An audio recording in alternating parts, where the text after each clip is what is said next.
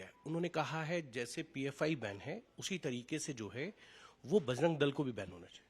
अब देखिए, आज जो कांग्रेस मैनिफेस्टो दिया है, मेरा मानना है कि जिन्ना अगर आज होता था भारत में, जिन्ना भी अपना कम्युनल मैनिफेस्टो नहीं देता था। कांग्रेस ने क्या बोला है, हम गो हत्या का बैन करते हुए जो कानून है, जो कानून कर्नाटक में पास किया है, वो हम खत्म कर दूंगा। मतलब गो हत्या को हम रेगुलराइज कर देगा। एंटी कन्वर्शन बिल को हम खत्म कर दूंगा, मतलब आप कन्वर्शन रेगुलराइज कर देगा। साथ में आप बोला है कि बजरंग दल को भी बैन करूंगा। पीएफआई लोगों ने रिक्वेस्ट किया होगा कांग्रेस को, देखो अमित शाह जी ने हमें बैन किया है, आप बजरंग दल को बैन कर दीजिए। तो ये क्या, आप हिंदू का ऊपर आक्रमण करने के लिए यहां आए हैं? आप क्या मुगल है? यहां आके आप खुल्लम खुला बोलेगा कि मेरा गौ माता को आप हत्या कर सकते हो, आप हमारे धर्म का लोगों को कन्वर्ट कर सकते हो, आप हमारे कोई भी ऑर्गेनाइजेशन को आप बैन कर सकता है, इसलिए हमें पीएफआई को बैन किया है। भाई ऐसा मत समझो, आप मुगल नहीं है, अभी आप देश को आप आक्रमण नहीं कर सकते हो। लेकिन दूसरी तरफ कांग्रेस ने भी उसी तरीके के वादे किए हैं हेमंत जी, जो वादे भारतीय जनता पार्टी ने कल किए। जैसे 3 गैस के सिलेंडर है, 5 किलो श्री अन्न देने की बात है, महिलाओं को बस में फ्री ट्रेवल की बात है, तमाम तरीके की बातें हैं। कांग्रेस भी वही वादे कर रही है। देखिए, कांग्रेस वादा कर रहा है, उसमें तो कोई माना नहीं है, लेकिन कांग्रेस को वादा करने का बेसिक क्या है? आपका पास कौन सा सरकार है? क्या दिल्ली में आप सरकार है आपका पास? क्या देश का कोई भी संसाधन में आपको आज का दिन में अधिकार है कि यू कैन डिस्ट्रीब्यूट? क्या आप यूनियन फाइनेंस मिनिस्टर आपका पार्टी से है? तो आप ऐसे यहां कर्नाटक में आके अनाउंस कर रहे हैं जैसे आपका मन जाते हैं। जैसे आपको आज मन हो गया कि मैं एक ताजमहल उधर भी बना दूंगा, आपका मन हो गया भैया ठीक है मैं आपको पेट्रोल डीजल फ्री में टंकी में लगा दूंगा। तो बोल तो सभी सकता है, लेकिन गांधी तो प्रॉमिस कर रहे हैं। प्रॉमिस तो हिमाचल में भी किया था कि सारे माँ को 1500 रुपया दूंगा। तो उनका प्रॉमिस तो आज 75 साल आप थक नहीं गया है? मैं तो टायर्ड हो चुका हूं कांग्रेस का प्रॉमिस सुनते सुनते। कांग्रेस तो बहुत सारे कुछ प्रॉमिस करके रखा था। इंदिरा जी ने नहीं बोला था कि गरीबी को हटा दूंगा। आज गरीब है कि नहीं देश में? हेमंत जी, एक सवाल ये है कि कर्नाटक में जब चुनाव हुए, अब आप कह रहे हैं यूसीसी पे एक हाई लेवल कमेटी बनाएंगे, वो रिकमेंड करेगी कि कैसे उसको इंप्लीमेंट किया जाए। चुनाव जब आते हैं तभी आपको ये याद आती है, उत्तराखंड में चुनाव हुए उससे पहले हो गया, आपने आसाम में कहा कि हम यूसीसी करेंगे, आप अब यहां पे भी कह रहे हैं कि हम यूसीसी पे जाएंगे। 5 साल पहले हिमाचल में भी आप कह के आए। 5 साल पहले आप जैसा आज तक का रिपोर्टर ने हमें क्वेश्चन किया था कि आप तो आर्टिकल 370 का प्रॉमिस करते हैं, कुछ तो होता नहीं। आप तो राम मंदिर का प्रॉमिस करता है, कुछ तो होता नहीं।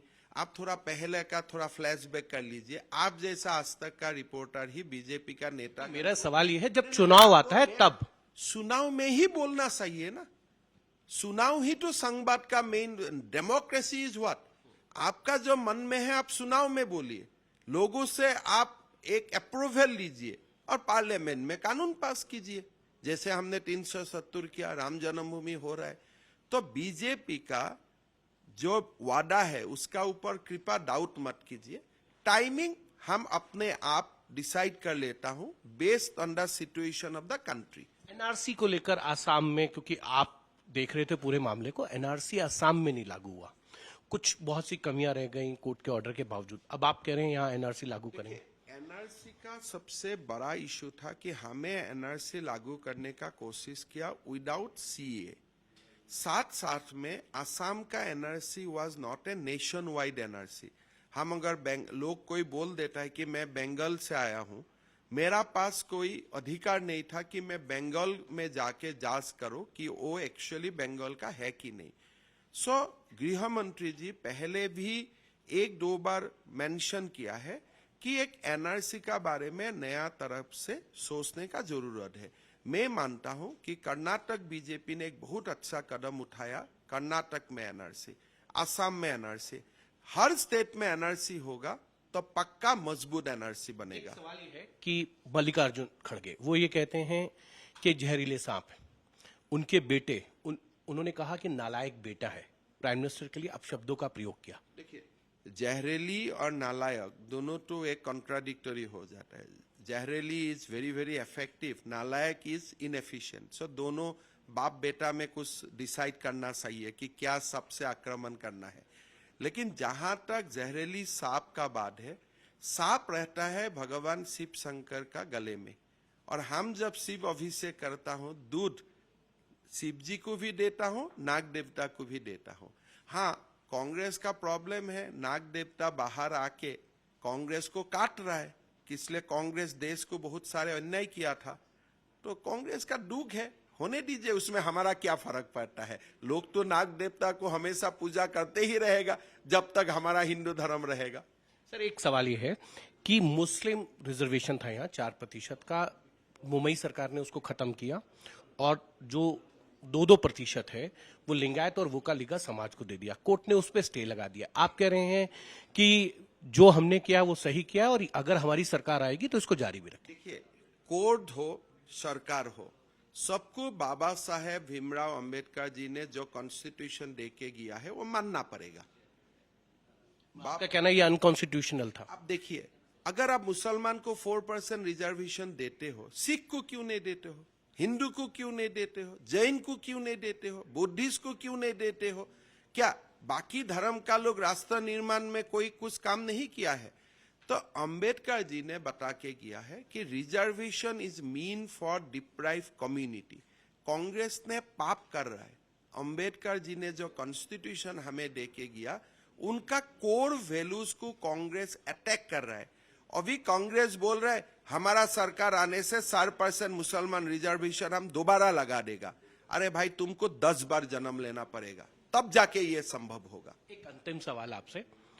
मैं हेमंत विश्व शर्मा को बहुत लंबे समय से तो नहीं, लेकिन जब से जानता हूं, देखता हूं कि हर चुनाव पे वो एक पैनी नजर रखते हैं, ना सिर्फ आसाम, देश में कहीं भी चुनाव हो।